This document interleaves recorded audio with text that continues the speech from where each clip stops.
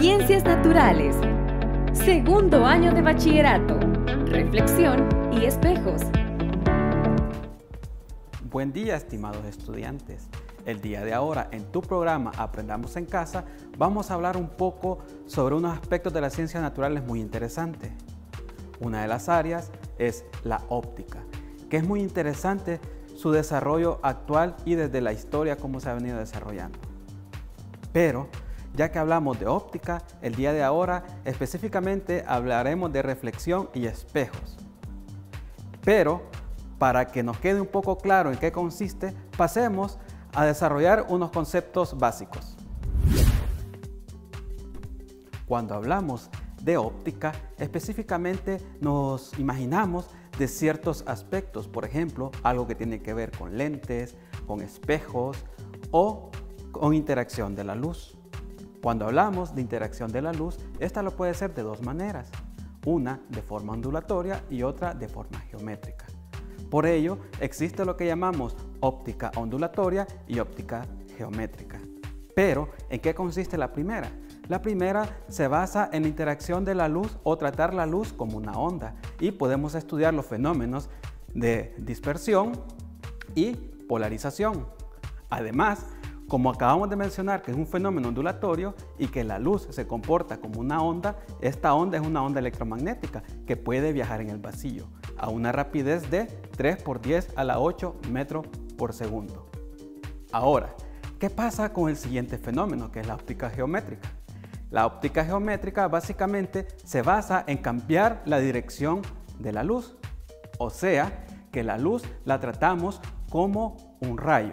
Entonces, estos fenómenos que me cambian la dirección de la luz son la reflexión y la refracción. Pero ahora hablaremos un poco sobre la reflexión, pero para ello demos un paso a la historia. Probablemente, la primera superficie reflectora que utilizaron los seres humanos fue el agua en recipientes o manantiales. Los espejos fabricados más antiguos fueron los de roca pulida, como la obsidiana, que se han encontrado en Turquía y datan cerca del año 6000 antes de la era común. Posteriormente, diferentes civilizaciones, entre ellas la egipcia, griega y romana, utilizaron cobre pulido como espejos, pero su mayor desarrollo fue hasta cerca del siglo XVI, cuando en Venecia, Italia, maestros en el arte del vidrio descubrieron cómo hacer espejos de vidrio de diferentes tamaños y de mejor calidad. Además, en la investigación es usual que se utilicen espejos. Por ejemplo, algunos telescopios, aparte de lentes, poseen espejos que ofrecen mayor calidad en las imágenes que son captadas. Muy interesante las aplicaciones que han tenido los espejos en la historia. Pero para entender un poco más sobre lo que es reflexión y espejos, acompáñame a desarrollar algunos experimentos y también unos ejercicios que tenemos preparados. Seguramente en tu casa tendrás espejos. Probablemente sean espejos planos porque básicamente reflejan lo que nosotros estamos observando. Pero también existen otros tipos de espejos que son llamados esféricos por su configuración. Y obviamente vienen de una sección de una esfera como la que te estoy mostrando en este momento. Si nosotros cortamos la sección de una esfera, nosotros vamos a obtener lo que es una porción de ella. Y si nosotros quitamos la parte interna, nos queda lo que es un casquete. Ese casquete se le conoce como casquete esférico. Para que entendamos un poco más, me voy a auxiliar de uno más grande. En este casquete esférico, nosotros podemos tener dos tipos de espejo, que es el espejo cóncavo y el espejo convexo. Si nosotros recubrimos la parte interna de esta sección de esfera, nosotros vamos a obtener lo que es un espejo cóncavo.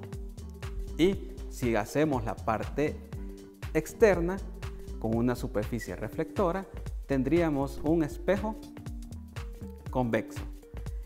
Pero aparte que viene de una esfera, también hay ciertos parámetros que se los originan. Por ejemplo, lo que es el foco, el radio de curvatura. que el radio de curvatura es de la esfera donde se le da origen.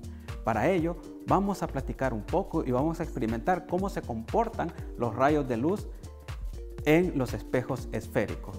Para ello, vamos a ver en la mesa que ya tenemos un arreglo y en este arreglo nosotros vamos a incidir luz en cada uno de estos espejos. Bien, aquí tenemos lo que es una sección de un espejo esférico. Vamos a estudiar primero lo que es la parte exterior, que en este caso, como lo mencionábamos en la parte del casquete, sería un espejo convexo.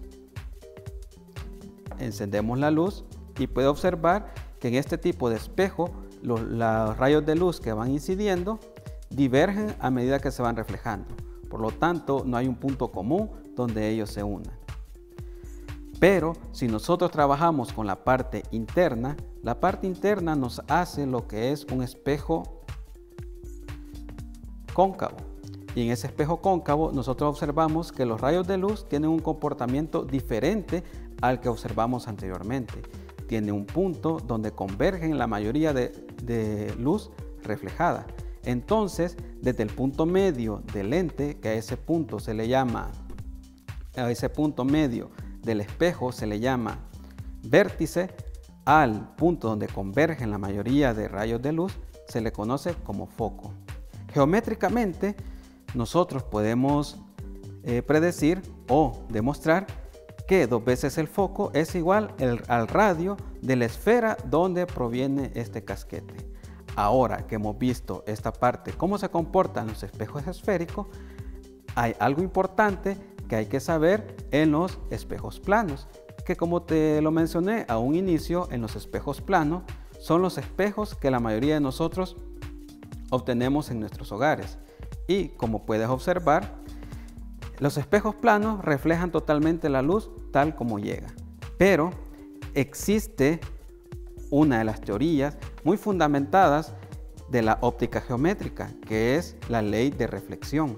¿Y qué nos dice la ley de reflexión? Es lo que vamos a observar en este momento. Si nosotros utilizamos lo que es un puntero láser y hacemos incidir lo que es la luz a cierto grado, entonces nosotros observamos que en este caso nosotros hicimos incidir la luz en un ángulo de 50 grados y aproximadamente obtenemos un haz reflejado a 50 grados. Lo podemos ir haciendo a diferentes ángulos y vamos obteniendo ángulos similares. ¿Qué quiere decir? Que el ángulo del haz de luz de incidencia es igual al ángulo del haz de luz reflejado. Esta con respecto a un ángulo a la normal. Quiere decir que ese ángulo se le conoce, o esa igualdad de ángulo se le conoce como la ley de reflexión. Ahora que hemos observado cómo se comportan diferentes reflectores o espejos, vamos a ver cómo a deducir algunas cuestiones teóricas, como la famosa ecuación de los espejos. Veamos. Bueno, vamos a explicar ahora cómo se comportan las superficies reflectoras. Ya habíamos visto cómo se comporta el espejo plano y los espejos esféricos. En este caso, si nosotros recordamos cómo el índice, el ángulo de incidencia o el haz de luz incidente reflejaba en un espejo plano. Por lo tanto, el ángulo incidente con el ángulo refractado iban a ser iguales. A esto se le conoce como la ley de refracción. Ahora, ¿qué es lo que pasa cuando estamos hablando de espejos esféricos? En este caso vamos a ver lo que es el espejo cóncavo.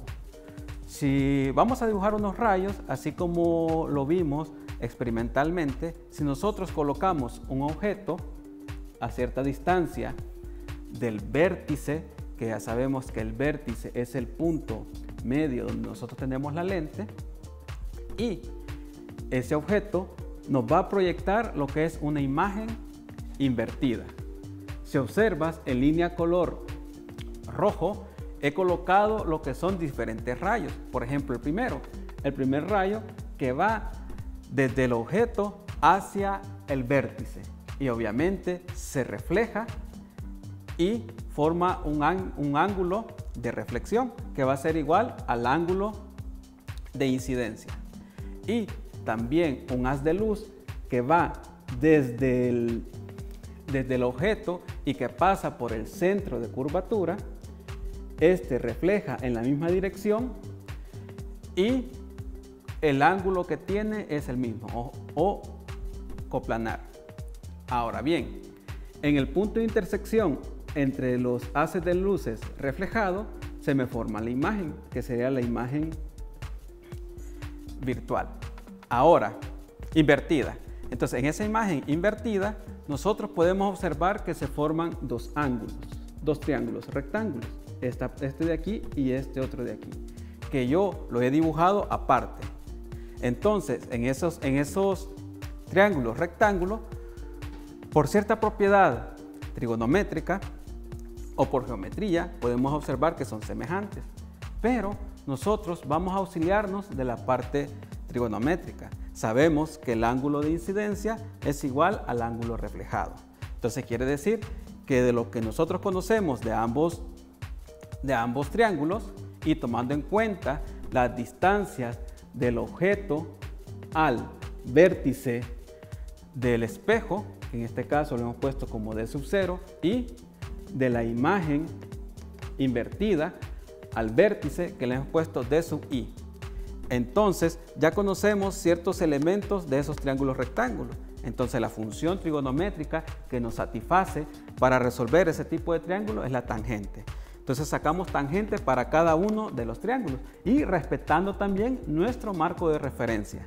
En este caso, para la parte del haz incidente sería A sub 0, que sería el tamaño de nuestro objeto, entre D sub 0, que es la distancia del objeto al vértice de nuestra lente. De la misma forma, para la parte reflejada, nosotros tenemos que va a ser igual menos A sub I, que sería la altura o el tamaño de nuestra imagen invertida. En este caso es negativo como se fijan, porque sale invertida la imagen. Y esto entre la distancia del objeto invertido al vértice. Haciendo un poco de álgebra, nosotros encontramos ciertos valores. Y a esta expresión o a esta nosotros le llamamos m, que en este caso se le llama aumento, que me dice cuántas veces va a ser nuestra imagen invertida. Ahora, ¿qué pasa cuando utilizamos otro haz de luz y que también me da una imagen invertida? Observemos. Ahora vamos a utilizar el haz de luz paralelo al radio de curvatura de nuestro lente y ese refleja y pasa por el foco. Recordemos, así como lo mencionamos en la parte experimental, el radio es 2 veces el foco de la lente. Ahora, ¿qué es lo que pasa con este rayo? Este rayo también intersecciona el mismo rayo que sale desde nuestro objeto y tenemos nuestra imagen invertida. Entonces, esto nosotros lo podemos formar como dos triángulos. Obviamente, esos triángulos son triángulos semejantes, como lo acabamos de mencionar anteriormente. Y también, si nosotros observamos, aquí tenemos dos ángulos. Estos ángulos son opuestos por el vértice, por lo tanto, van a ser iguales. Y similar a la operación que hicimos anteriormente, podemos decir que tangente del ángulo que me forma aquí es igual a la tangente del ángulo que me forma aquí, que en este caso lo hemos llamado alfa 1 y alfa 2. O sea, alfa 1 va a ser igual a alfa 2. Obviamente la tangente de ambos ángulos va a ser iguales.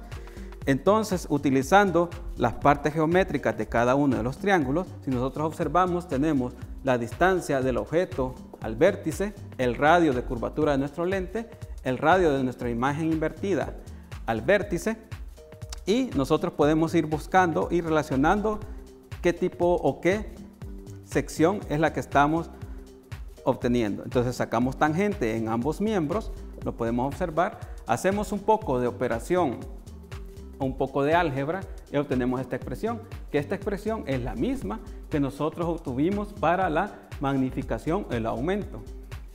Seguimos operando algebraicamente, hacemos un despeje, en este caso toda la parte que tenga que ver con la parte invertida y toda la parte con nuestro objeto real, y hacemos una separación de denominadores.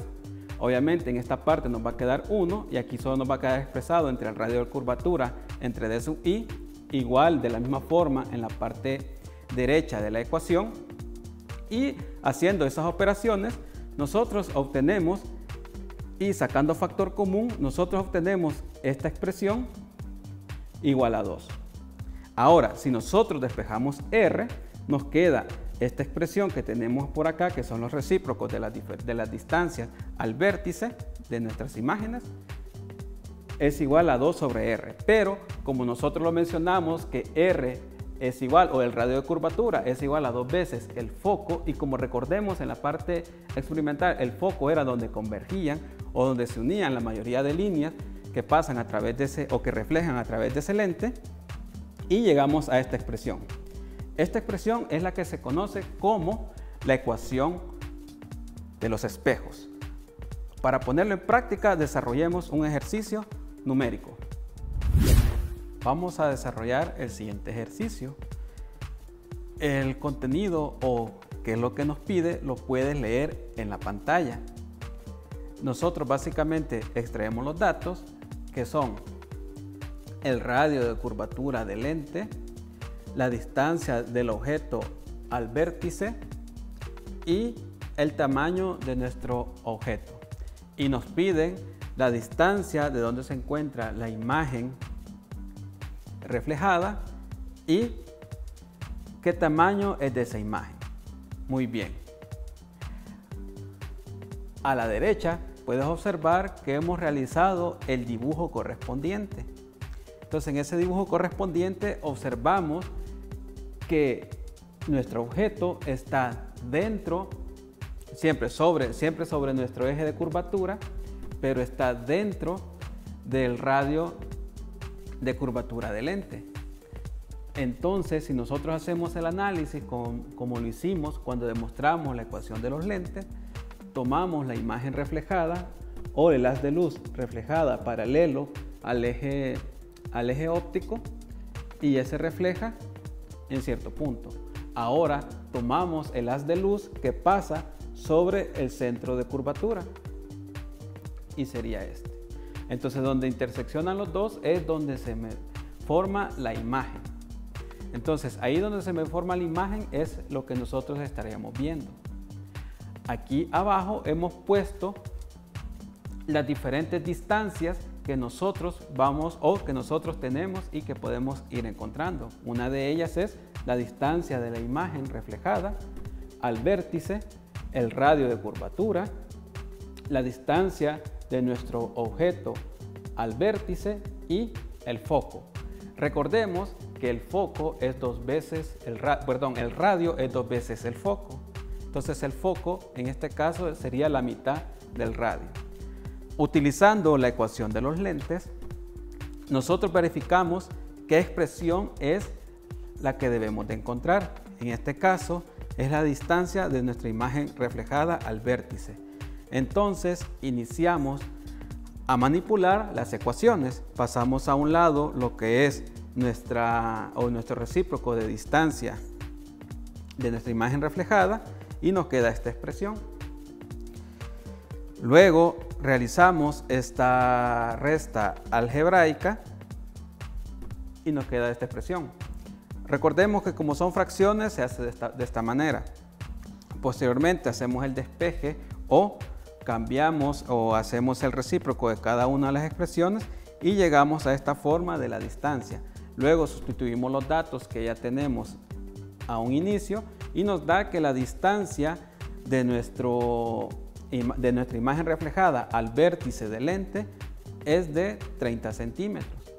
Ahora, otro dato que nos pide es el tamaño de esa imagen.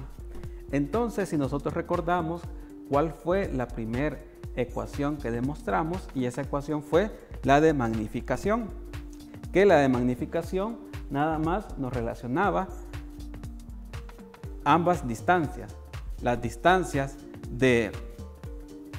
que se encuentra en nuestra imagen reflejada y al vértice, y nuestra distancia del objeto real al vértice. En ese sentido, negativo sería 30 centímetros entre 15 centímetros, que ya son valores que nosotros hemos ido obteniendo. Y en este caso nos da una magnificación de -2.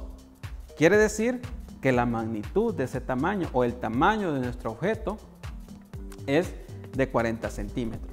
Pero si tú quieres respetar nuestro marco de referencia, le puedes colocar el signo menos, diciendo que es menos 40 centímetros. Pero como estamos hablando de un tamaño, estamos hablando también de una magnitud. Entonces ambas son correctas. Ahora que hemos explicado un poco sobre cómo se formula la reflexión en lentes cóncavos, pasemos a un dato curioso.